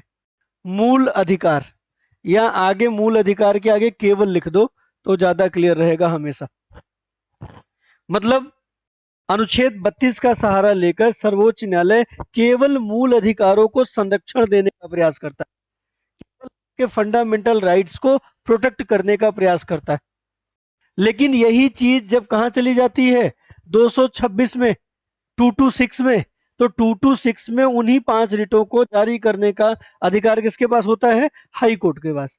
लेकिन हाई कोर्ट आपके मौलिक अधिकारों के संबंध में भी इन रिटों का उपयोग करता है, लेकिन अन्य मामलों में भी वो इन रिटों का उपयोग कर लेता है। मतलब अगर बात मौलिक अधिकार से संबंधित न भी हो, तब पर भी अगर हाई कोर्ट को लगता है कि इस मामले में हम रिट का उपयोग करके मामला सुलझा सकते हैं, तो वो उस मामले में भी रिट का उपयोग करेगा जिसमें मूल अधिकार नहीं है। लेकिन सुप्रीम कोर्ट की मजबूरी क्या है? सुप्रीम कोर्ट की मजबूरी है कि वो रिटों का प्रयोग तभी करेगा जब बात किससे संबंधित होगी? मूल अधिकार। और अगर बात मूल अधिकार से संबंधित नहीं होगी तब तब वो उन रिटों का उपयोग नहीं कर पाएगा, जबकि उसको पता है कि इन रिटों के उपयोग से हम मामला सुलझा सकते हैं। लेकिन 32 में वो मजबूर है, वो नहीं कर सकता, है ना? तो जो 226 में हाई कोर्ट कर सकता है, क्या 32 में सुप्रीम कोर्ट कर सकता है? आप कहोगे नहीं। इसीलिए कहा जाता है कि रिटों के प्रयोग में अनुच्छेद 32 में सुप्रीम कोर्ट से ज्यादा पावर रखता है 226 में हाई कोर्ट। इसीलिए कहा जाता है क्योंकि हाई कोर्ट अन्य मामलों में भी रिटों के साथ रिटों का उपयोग मौलिक अधिकार और अन्य मामलों में भी कर सकता है, सुप्रीम कोर्ट नहीं कर सकता। लेकिन 139 जो है वो कौन सा अधिकार दे रहा? अन्य मामलों में रिटों के प्रयोग का। कह रहा है कि अगर 32 को मिलाकर 139 पढ़ो तो 32 को यह अधिकार मिल जाएगा कि वो मौलिक अधिकारों के अतिरिक्त मामलों में भी रिटों का उपयोग कर पाए, जैसा कि 226 में कौन कर पा रहा था? High court.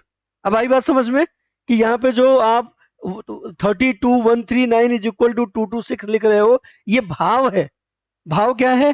भाव ये है कि 226 में high court fundamental rights, fundamental rights और अन्य मामलों में जारी कर सकता है, तो 139 और 32 के साथ सुप्रीम कोर्ट भी फंडामेंटल राइट्स और अन्य मामलों में जारी कर सकता है। कोई डाउट है यहां पे? नहीं, आगे बढ़े। 143 अनुच्छेद,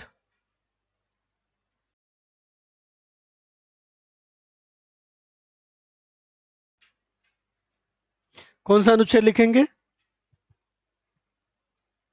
हाँ हाँ, बस हाँ।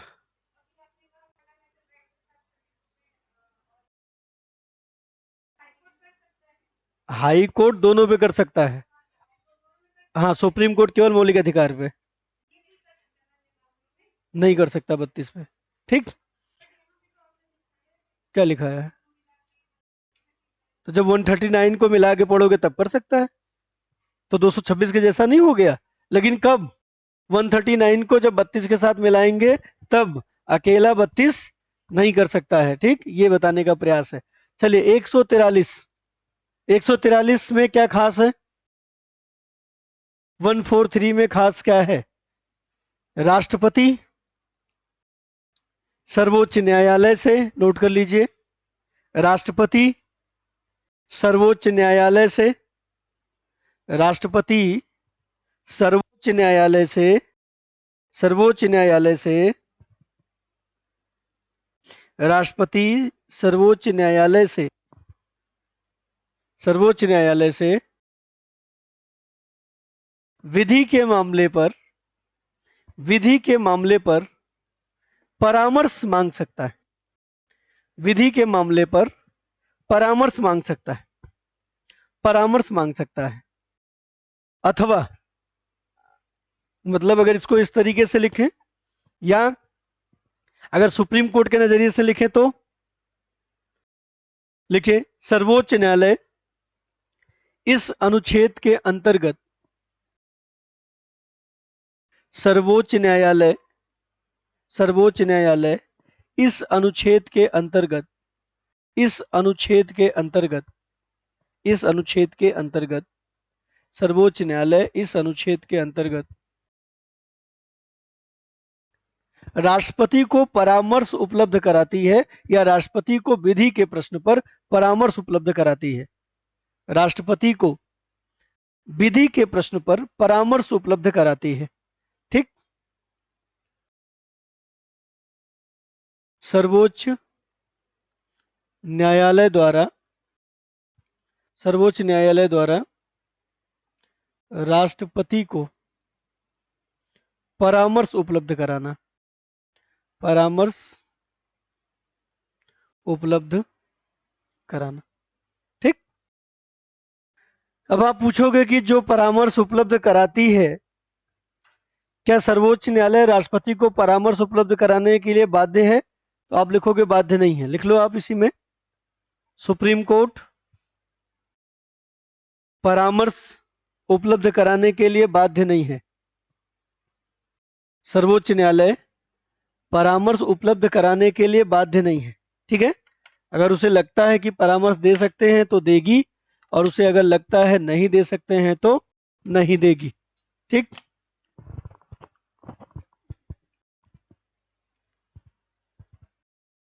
लगता है कि परामर्श देंगे तो देगी, नहीं लगता है तो नहीं देगी। और मान लो उसने परामर्श दिया, तो राष्ट्रपति परामर्श मानने के लिए बाध्य है कि नहीं? हाँ, लिख लो, सर्वोच्च न्यायालय द्वारा उपलब्ध किया गया परामर्श, सर्वोच्च न्यायालय द्वारा उपलब्ध कराया गया परामर्श किसको? राष्ट्रपति को। तो सब सेंटेंस सही कर लेना, सर्वोच्च न्यायालय द्वारा राष्ट्रपति को उपलब्ध कराया गया परामर्श मानने के लिए राष्ट्रपति बाध्य नहीं है, मानने के लिए राष्ट्रपति बाध्य नहीं है, मानने के लिए राष्ट्रपति बाध्य नहीं है, ठीक है ना। तो आप कह सकते हैं जो परामर्श है उसको मानने के लिए बाध्य नहीं है, न तो सुप्रीम कोर्ट मांगने पे देने के लिए बाध्य है, और ना ही देने के बाद राष्ट्रपति मानने के लिए बाध्य है, ठीक है। राष्ट्रपति मानने के लिए भी बाध्य नहीं है, मानने के लिए भी बाध्य नहीं है, ठीक। सारी चीजें आप लोग पढ़ लेते हैं, कभी कभी आपकी कुछ फैक्चुअल चीजें रह जाती हैं तो आप लिख सकते हो, वेतन और भत्ते, सर्वोच्च न्यायालय के न्यायाधीशों के वेतन और भत्ते, है ना।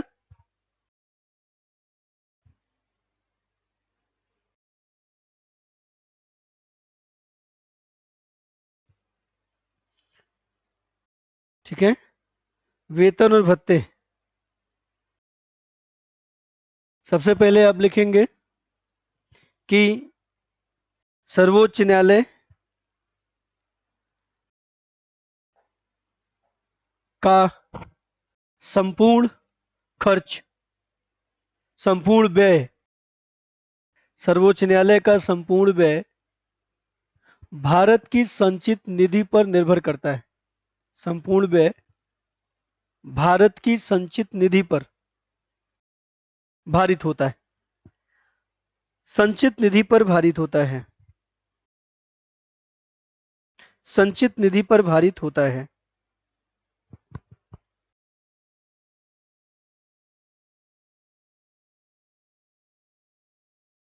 ठीक है, संचित निधि पर भारित होता है।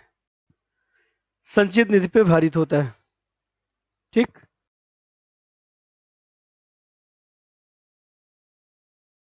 लिखिए, सुप्रीम कोर्ट के मुख्य न्यायाधीश का वेतन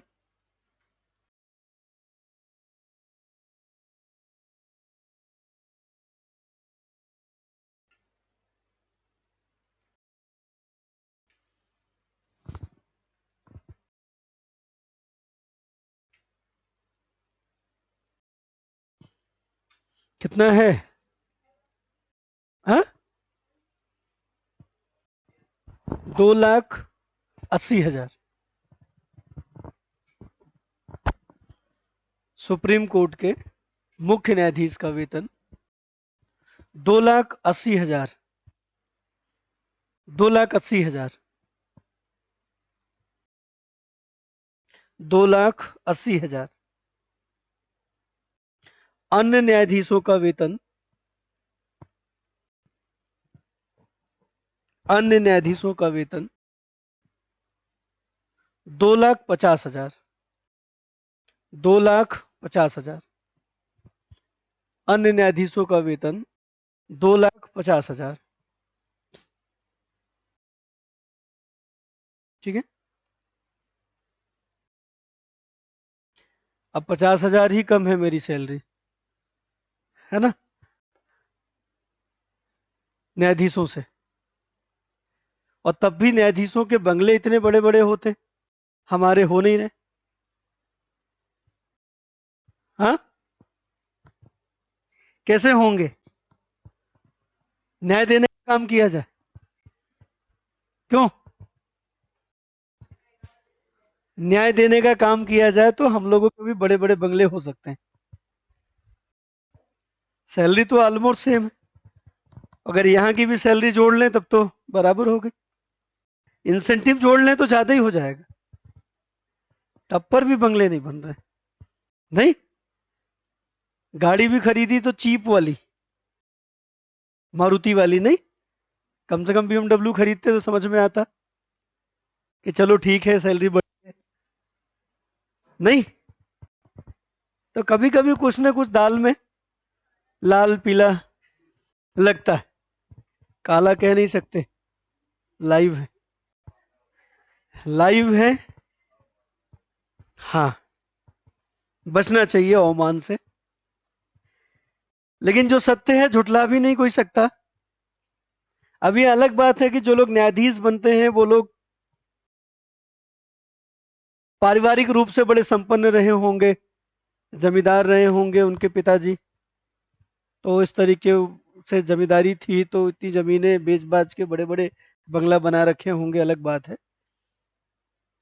बाकी तो ठीक है, जीवन में कुछ ना कुछ बनाना ही चाहिए। हाँ, और आप लोग बनोगे तो हमको लगता है कि आपकी सैलरी होगी। कितनों को बंगले हैं यहाँ लखनऊ में, और नौकरी के बाद किसी के बंगले दिखे अगर हमें तो हम पहुंच जाएंगे कहाँ? कोर्ट। मतलब तुम्हारा टीचर इतने साल से पढ़ा रहा तुमको, इतना पढ़ाने के बाद तो एक घर बना ना पाया, और तुम बंगला कैसे बना लिए 4 साल बाद? ज्यादा सैलरी है तुम्हारी, बमुश्किल से कट पीट के 1 लाख सैलरी पाओगे आईएएस बनने के बाद। 1 लाख सैलरी बंगला बन जाएगा, लेकिन बन जाते हैं बंगले। नहीं, अब आप लोग कुछ भी करोगे, हमें नहीं बताओगे कि बंगला है लखनऊ में कि नहीं है, है ना? बताओगे? चलो, बंगले मत बताना बंगला है, ठीक, क्योंकि हमारा ईगो फिर हर्ट हो जाएगा। मतलब तुम्हारे बंगले हो गए, मेरे नहीं, ऐसा क्यों? तो अब तुम्हारे भी नहीं रहेंगे। सरकारी वाला बंगला थोड़ी होता है, वो तो क्वार्टर भी नहीं होता। हाँ, सरकारी वाला बंगला थोड़ी होता है। अब ये अलग बात है कि अपने को अच्छा फील कराने के लिए आप बंगला कहने लगो। अब डीएम वाला मत कहना, एक तो बंगला ही होता ही। कौन सा वाला? डीएम वाला। डीएम वाला बंगला होता है, डीएम आवास जो है वो एक बंगला होता है बस। बाकी हर आईएएस डीएम थोड़ी बनता है। क्यों? हर आईएएस डीएम बनता है? नहीं ना। चल आगे बढ़ते हैं। और डीएम के पास तो हर जिले में बंगला होना चाहिए। जिस जिले में काम किया उस जिले में एक बंगला होता है। वो उसका अपना नहीं होता है, जैसे ही बदलता है वो बंगला किसी और का हो जाता है। बाकी उसके अपने भी होंगे तो बताएगा थोड़ी कि कहाँ उसके अपने। 143 आप लोगों ने कर लिया। अब सीधे लिखे सर्वोच्च न्यायालय का क्षेत्राधिकार एवं शक्तियां। सर्वोच्च न्यायालय का क्षेत्राधिकार एवं शक्तियां। क्षेत्राधिकार एवं शक्तियां। जुरिडिक्शन देखते हैं।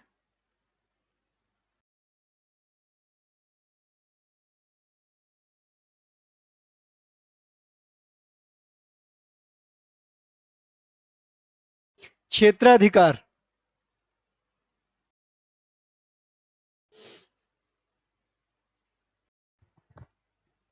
एक तो सबसे पहले इसके अंतर्गत हम लोग प्रारंभिक या मूल क्षेत्राधिकार। अक्सर गलतियां लोग कर जाते हैं। मूल क्षेत्राधिकार के अंतर्गत कौन से क्षेत्राधिकार आते हैं? तो आप कहते हो मूल क्षेत्राधिकार के अंतर्गत मूल अधिकार आते हैं। ध्यान रखना, मूल क्षेत्राधिकार से मूल अधिकार का कोई लेना देना नहीं। मूल क्षेत्राधिकार या प्रारंभिक क्षेत्राधिकार वे क्षेत्राधिकार है जिसकी शुरुआत केवल और केवल पहली बार में ही कहां हो? सर्वोच्च न्यायालय में। अब आप कहते हो कि सर अगर मूल अधिकार भी प्रभावित हो तब पर भी तो हम पहली बार सर्वोच्च न्यायालय जा सकते हैं। पहली बार में आप सर्वोच्च न्यायालय जा सकते हैं, लेकिन आपके पास विकल्प हाई कोर्ट का भी खुला है। तो जब आपके पास विकल्प हाई कोर्ट का भी खुला है और सुप्रीम कोर्ट का भी खुला है, तो प्रारंभिक रूप से जरूरी नहीं है कि आप सुप्रीम कोर्ट ही जाएं। इसलिए मूल अधिकारों को हम लोग प्रारंभिक क्षेत्राधिकार के अंतर्गत नहीं रखते। अगर रखते भी हैं तो प्रारंभिक क्षेत्राधिकार के अंतर्गत दोयम दर्जे का, द्वितीय प्रायोरिटी का प्रारंभिक क्षेत्राधिकार या मूल क्षेत्राधिकार कहते हैं। तो मूल क्षेत्राधिकार कौन सा है? ऐसे मामले जिनकी शुरुआत ही केवल और केवल कहां हो सकती है? Supreme court. तो ऐसे मामलों पर सर्वोच्च न्यायालय का मूल क्षेत्राधिकार होता है। जैसे अगर दो राज्यों का मध्य का झगड़ा हो तो राज्यों के मध्य का विवाद, बताओ, अगर दो राज्य आपस में किसी मामले पे अगर दो राज्यों के मध्य का विवाद है तो वो विवाद कहां जाएगा? हाई कोर्ट जाएगा। और अगर हाई कोर्ट जाएगा तो कौन से हाई कोर्ट जाएगा? तमिलनाडु वाले हाई कोर्ट की कर्नाटक वाले हाई कोर्ट? जिसके वाले हाई कोर्ट में जाएगा दूसरा उसके ऊपर क्या लगाएगा? पक्षपात का आरोप। लिहाजा अगर दो राज्यों के मध्य का विवाद है तो उसे सीधे जाना कहां चाहिए? Supreme court. तो ऐसे मामले जो प्रारंभिक रूप से शुरू ही होते हैं कहां? Supreme court. उन मामलों पर सर्वोच्च न्यायालय की मूल या प्रारंभिक क्षेत्राधिकार होता है। जैसे दो या दो से अधिक राज्यों के मध्य विवाद, केंद्र राज्य के मध्य विवाद, दूसरा भी लिख सकते हो ना, उदाहरण तो एक ही रहे। केंद्र और राज्य के मध्य विवाद, केंद्र और राज्य के मध्य विवाद। अगर सेंट्रल और स्टेट के मध्य कोई विवाद है, कोई विवाद है, कोई विवाद है, तो वो कहां जाएगा? सीधे सुप्रीम कोर्ट। ठीक। तो ध्यान रखिए, ये जो मूल क्षेत्राधिकार है इसे प्रारंभिक क्षेत्राधिकार भी कहते हैं, संघीय क्षेत्राधिकार भी कहते हैं। कभी कंफ्यूजन हो जाए कि ये तो नया वाला सर ने पढ़ाया नहीं था। संघीय क्षेत्राधिकार, फेडरल ज्यूरिडिक्शन, ऊपर में नाम लिख लेना, लिख लिया? प्रारंभिक क्षेत्राधिकार, मूल क्षेत्राधिकार ऑब्लिक फेड, संघीय क्षेत्राधिकार। संघीय क्षेत्राधिकार, संघीय क्षेत्राधिकार, एक तरफ एक राज्य हो, दूसरी तरफ कई राज्य हो, एक तरफ केंद्र हो, एक तरफ एक राज्य हो, एक तरफ केंद्र हो, एक तरफ कई सारे राज्य हो, ये सारे विवाद कहाँ जाएंगे? सीधे सुप्रीम कोर्ट। एक और बात लिख सकते हो, क्या? राष्ट्रपति उपराष्ट्रपति के निर्वाचन संबंधी विवाद लिख सकते हो, नहीं लिख सकते? पढ़ा था ना? अगर राष्ट्रपति या उपराष्ट्रपति के संबंध में, निर्वाचन के संबंध में अगर कोई विवाद होता है तो उसका निर्णय कौन करता है? Supreme court. वो और कहीं नहीं जाता, सीधे सुप्रीम कोर्ट। तो ये सुप्रीम कोर्ट के कौन से क्षेत्राधिकार में आएगा? ओरिजिनल, मूल को क्या कहते हैं?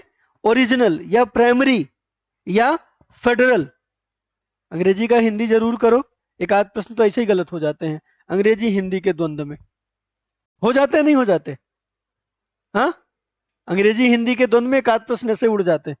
तो कम से कम शाब्दिक अर्थों का, उसके सही शब्दों का उपयोग करेंगे तो आपका ये रहेगा। और ये क्षेत्राधिकार विशेषकर आर्टिकल 131 में है।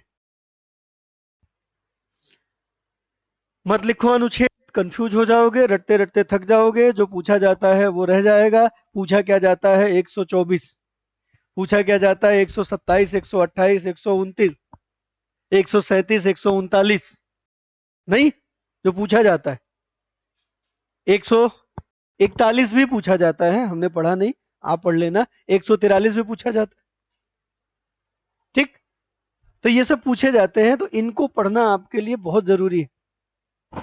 147 भी पूछा जाता है, 148 नहीं, क्योंकि 148 एक अलग से पदाधिकार है, एक पद है कैग, CAG 148। चल, तो क्षेत्राधिकार समझ में आ गया, मतलब लिखाएंगे नहीं क्योंकि प्रारंभिक परीक्षाओं में आपने इसे लिखा हुआ है। मुख्य परीक्षा में बस आपको प्रारंभिक क्षेत्राधिकार, मूल क्षेत्राधिकार, संघीय क्षेत्राधिकार बताना है। दूसरा अपीलीय क्षेत्राधिकार, अपीलीय क्षेत्राधिकार। तीसरा न्यायाधीश क्षेत्राधिकार, न्यायाधीश को क्या कहते हैं? रिट, रिट क्षेत्राधिकार, न्यायाधीश क्षेत्राधिकार। और परामर्श दायी क्षेत्राधिकार था ना? कौन सा वाले में, कौन सा अनुच्छेद में? परामर्शदायी क्षेत्राधिकार 143, 143। और है अभिलेखीय क्षेत्राधिकार, कौन सा है? अभिलेखीय क्षेत्राधिकार, कौन सा अनुच्छेद में है? 129 में। पढ़ा ना? चलिए कोई बात नहीं, वो याद होता रहता है, इतना आसानी से याद नहीं होता, याद हो जाता है, ठीक? रिट संबंधी क्षेत्राधिकार में कौन सा आता है? मूल अधिकार से संबंधित जो रिट है वो हम हाई कोर्ट या सुप्रीम कोर्ट कहीं भी जा सकते हैं। तो रिट संबंधी क्षेत्राधिकार में मूल अधिकारों संबंधी जो प्रश्न है वो आते हैं। अपीली क्षेत्राधिकार में थोड़ी सी बात कर लें। आपको पता है कि हमारा सुप्रीम कोर्ट अंतिम अपीली न्यायालय है ना? कौन सा? सर्वोच्च न्यायालय, सर्वोच्च न्यायालय अंतिम अपीलीय, अंतिम अपीलीय न्यायालय है। और ये जो अंतिम अपीलीय न्यायालय है हमारा सर्वोच्च न्यायालय, इसमें कौन कौन से अपील हो सकते हैं? तो हमारे मुकदमों की प्रकृति कैसी होती है? दो, एक होती है नागरिक मामले, जिसको सिविल अपील कहते हैं, कभी कभी दीवानी भी कहते हैं, सिविल अपील होती है। दूसरा फौजदारी, क्रिमिनल, नहीं, दो ही अपील होती है ना, एक सिविल होती है, दूसरी क्रिमिनल होती है, एक दीवानी होती है, दूसरी फौजदारी। तो सुप्रीम कोर्ट में कौन सी अपीलें होती हैं? दोनों ही होती हैं, दीवानी अपील भी होती हैं और फौजदारी अपील होती है। क्या अंतर होता है दोनों में? किसे दीवानी मामले कहते हैं और किसे फौजदारी मामले कहते हैं? क्रिमिनल तो अंग्रेजी है ही है। कैसे पता लगते हैं कि कौन सा मामला दीवानी है, कौन सा मामला फौजदारी है? मामले तीन प्रकार के होते हैं, एक दीवानी मामले होते हैं, एक फौजदारी मामले होते हैं, एक दीवानी प्लस फौजदारी होता है ना, एक दीवानी प्लस फौजदारी होता है। किसी भी मुकदमे की प्रकृति दीवानी कब होगी? जब किसी मामले में कंपनसेशन मांगा जाए। क्या मांगा जाए? कंपनसेशन मांगा जाए। तो ऐसे मामले, जब किसी मामले में प्रतिपूर्ति मांगी जाए, क्या मांगा जाए? प्रतिपूर्ति। इसको क्षतिपूर्ति भी कह सकते हैं, लेकिन प्रतिपूर्ति ज्यादा व्यापक अर्थ रखता है अपेक्षाकृत क्षतिपूर्ति के। तो प्रतिपूर्ति मतलब कंपनसेशन जिसमें मांगा जाएगा वो दीवानी होगा, और जिसमें प्रतिपूर्ति नहीं बल्कि क्या मांगा जाएगा? दंड। जिस मामले में मांग की जाएगी किसकी? दंड की, वो मामला कैसा होगा? फौजदारी।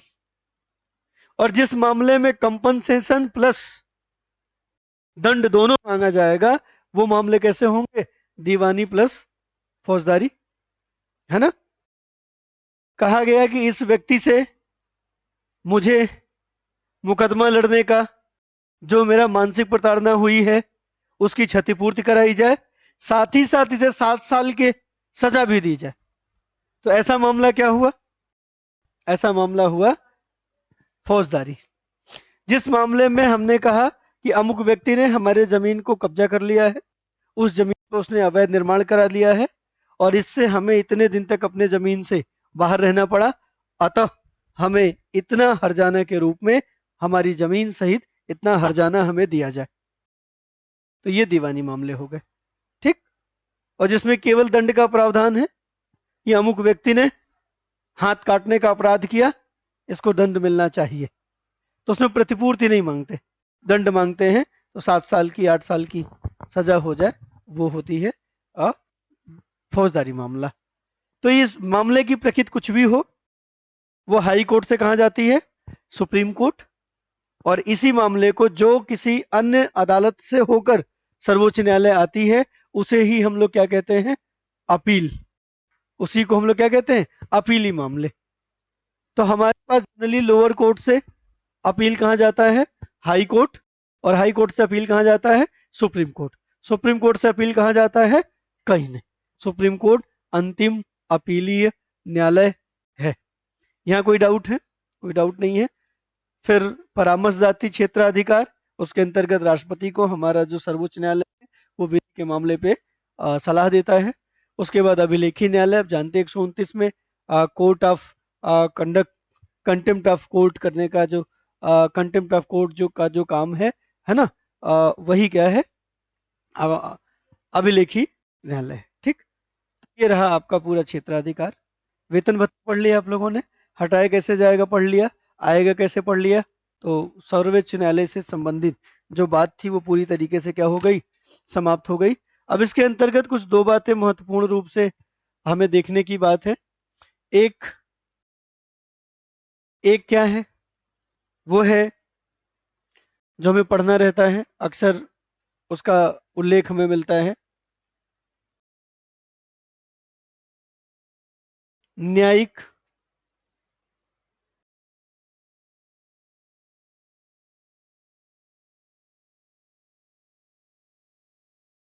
न्यायिक पुनर्विलोकन या न्यायिक पुनरावलोकन। अंग्रेजी में इसको जुडिशियल रिव्यू कहते हैं, जुडिशियल रिव्यू। और ये हमारे न्यायपालिका के पास एक बड़ा अधिकार है, न्यायपालिका की स्वतंत्रता का एक बड़ा साधन है, और न्यायपालिका को किसी तरीके से न दबाया जा सके इसके लिए ये बात करता है। लेकिन प्रश्न पूछा जाता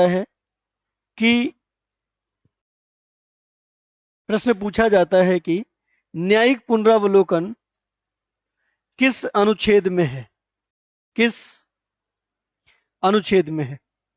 और आपके पास विकल्प जो होते हैं उसमें एक विकल्प होता है किसी में नहीं। क्या विकल्प होता है? किसी में नहीं, है ना।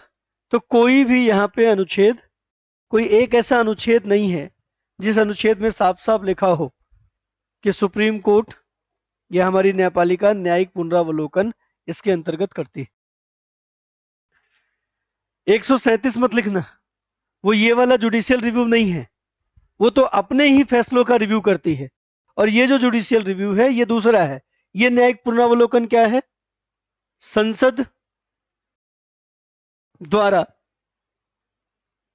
अथवा कोई भी प्राधिकरण, संसद द्वारा अथवा कोई भी प्राधिकरण, कोई भी पदाधिकारी संसद द्वारा अथवा प्राधिकरण द्वारा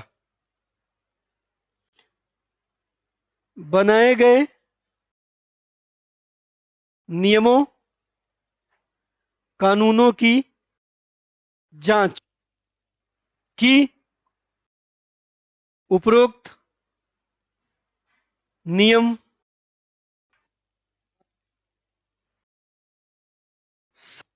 के अनुसार है या नहीं। ठीक, न्यायिक पुनरावलोकन में ठीक ठीक क्या बात होती है? तो संसद द्वारा अथवा प्राधिकरण द्वारा जो नियम कानून बनाए जाते हैं उन नियमों कानूनों की सर्वोच्च न्यायालय या हाई कोर्ट जांच करती है अकॉर्डिंग टू कॉन्स्टिट्यूशन है या नहीं है। और इसका काम होता है कि उन्हीं नियमों कानूनों को चलने दे जो संविधान के अनुरूप हो। ऐसे नियम कानून जो संविधान के विरोध होंगे, विपरीत होंगे, उस नियमों कानूनों को हमारी न्यायपालिका अवैध घोषित कर देती है। क्या घोषित कर देती है? अवैध घोषित कर देती है, अवैध, इलीगल। और जिन नियमों कानूनों को अवैध घोषित कर दिया जाएगा वो नियम कानून प्रवर्तन में नहीं रहेंगे, एग्जीक्यूशन में नहीं रहेंगे। ठीक है, वो नियम कानून प्रवर्तन या एग्जीक्यूशन में नहीं रहेंगे, जिसे भी अवैध घोषित कर दिया। तो ये जो नियमों कानूनों के पुनरावलोकन का जो अधिकार हमारे न्यायपालिका के पास है, जो हमारे न्यायपालिका के पास जुडिशियल रिव्यू है संसद के बनाए नियमों कानूनों की, विधानमंडलों के बनाए गए नियमों कानूनों की जांच करना, वो कहां से मिलता है, कौन से अनुच्छेद से मिलता है? तो आप बताओगे कि इसके लिए कोई एक अनुच्छेद नहीं है। इसके लिए हम कई सारे अनुच्छेदों का सहारा ले सकते हैं। एक अनुच्छेद 13 है ना, अनुच्छेद 13 है कि नहीं है?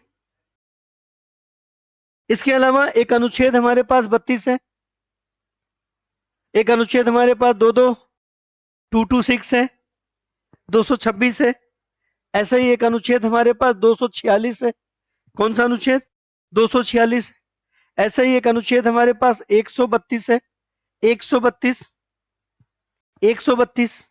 ऐसा ही एक अनुच्छेद हमारे पास 245 है, 245। अब हम जानेंगे कि इन अनुच्छेदों में क्या है, इन अनुच्छेदों में बातें क्या हैं जिनके आधार पे हमारे न्यायालय के पास जुडिशियल रिव्यू का अधिकार आ जाता है। जुडिशियल रिव्यू का अधिकार आ जाता है इस अनुच्छेदों में क्या है।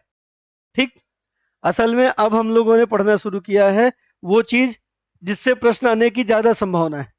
अभी तक हम लोग वो पढ़ रहे थे जिससे प्रश्न आ सकते हैं, नहीं आ सकते। अब हम लोगों ने शुरू किया जिससे प्रश्न आते ही आते हैं। जुडिशियल रिव्यू से प्रश्न आते हैं, न्यायिक सक्रियता से प्रश्न आते हैं, न्यायालय की जो बदलती हुई वर्तमान प्रकृति है उससे प्रश्न आते हैं, प्राकृतिक न्याय से प्रश्न आते हैं। तो ये सारे प्रश्न आएंगे और इसको हम लोग पढ़ने का काम करेंगे कल, क्योंकि आज समय पूरा हो गया है। 1 बजे से आपके ऑप्शनल की भी कक्षा है। ठीक है, टाइम क्या हो रहा है? नहीं नहीं, 276 नहीं लिखा है, 226 लिखा है और ऊपर 246 लिखा है। हाँ, 200 137 नहीं आएगा, क्योंकि न्यायिक पुनरावलोकन संसद द्वारा बनाए गए नियमों कानूनों की जांच करना, अपनी ही जांच करना थोड़ी, अपनी जांच करना न्यायिक पुनरावलोकन नहीं है। तो मैंने कहा ना कि अपने फैसलों की जांच करने को हम जुडिशियल रिव्यू कहते हैं, लेकिन वो किसके सापेक्ष, खुद अपने। लेकिन ये जो जुडिशियल रिव्यू जिसे हम पढ़ते हैं, संसद के द्वारा बनाए गए कानूनों की जांच करना भी जुडिशियल रिव्यू कहलाता है। और 137 और ये दोनों क्या है, अलग है। ठीक, चले, तो आज के लिए बस इतना ही। चलिए, बहुत बहुत धन्यवाद आप सभी का।